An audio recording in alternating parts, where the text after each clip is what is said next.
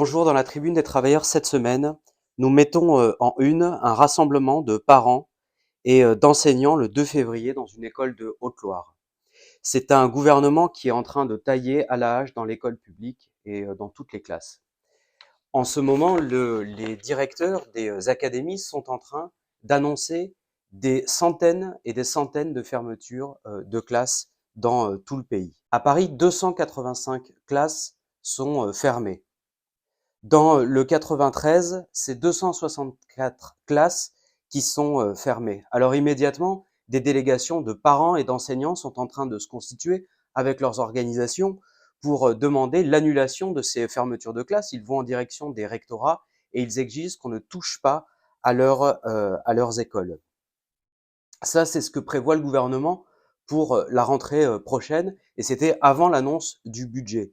Mais d'ores et déjà, tout de suite, il manque des centaines et des centaines d'enseignants devant les enfants.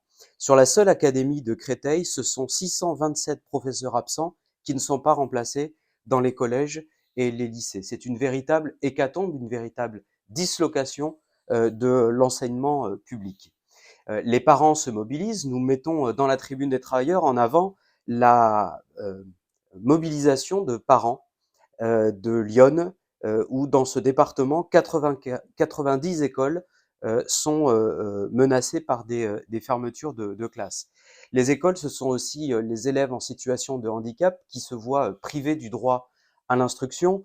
C'est le cas à Lannion, où un des enfants en situation de handicap, lourdement handicapé et qui devrait bénéficier sur l'intégralité de sa scolarité d'un AESH, s'en voit privé. Résultat, il ne va à l'école que 2 demi-journées par semaine. C'est un véritable sacrifice de la jeune génération au prétexte des coupes budgétaires que ce gouvernement met en place.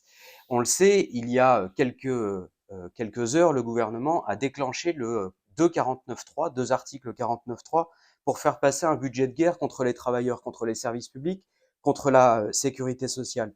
En effet, le 3 février, Bayrou a fait passer ses budgets sans aucun vote du Parlement. 2 motions de censure ont été déposées par la France insoumise. Le Parti socialiste et le Rassemblement national ont fait savoir qu'ils ne censureraient pas Bayrou au nom de la stabilité de l'État. La stabilité, mais parlons-en, la stabilité, c'est le fait que des écoles ne peuvent plus fonctionner. La stabilité, c'est le fait que des élèves en situation de handicap ne peuvent plus être scolarisés. La stabilité, c'est le fait que les personnes ne peuvent plus être soignées dans les hôpitaux. Parmi ces coupes qui justifieraient la prétendue stabilité de ce gouvernement, en réalité la stabilité des profits et de la politique au service des capitalistes, l'assurance maladie perd 6,2 milliards d'euros, les collectivités locales perdent 2,2 milliards d'euros, le ministère de l'écologie perd 2,1 milliards d'euros, les APL perdent 300 millions d'euros, le ministère du Travail perd 2,6 milliards. C'est un véritable plan de guerre contre les travailleurs.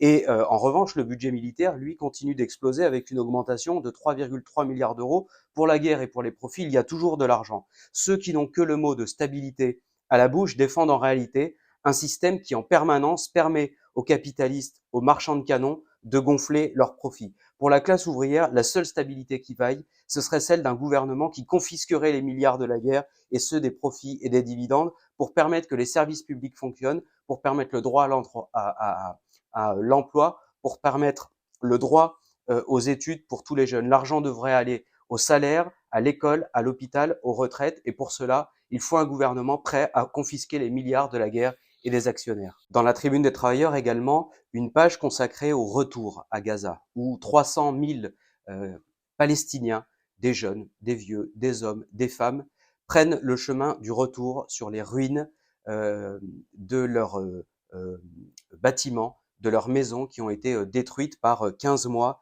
de génocide, de massacres, de famine, de déplacements forcés imposés par le gouvernement Netanyahou.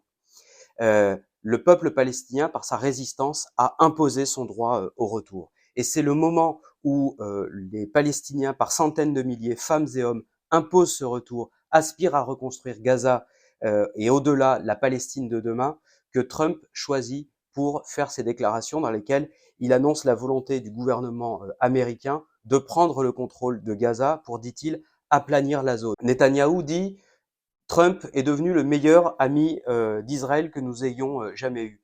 Eh bien, nous affirmons bas les pattes devant les terres palestiniennes, bas les pattes devant le peuple palestinien. La Palestine appartient aux Palestiniens et tous ont droit au retour. Ceux de 2025, ceux de 1967, comme ceux de 1947, tous les Palestiniens ont droit au retour sur leur terre.